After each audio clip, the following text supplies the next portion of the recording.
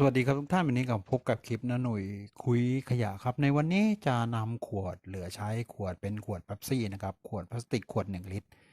หลังจากที่ดื่มแล้วทีนี้เราจะนำขวดนี้กลับมาใช้งานกันอีกครั้งครับดีกว่าปล่อยให้เป็นภาระของลูกเราครับทำของ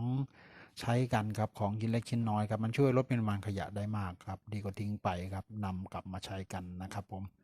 โอเคครับติดตามชมนะครับจากขวดพลาสติกขวดเป๊ปซี่ขวด1 ลิตรครับผม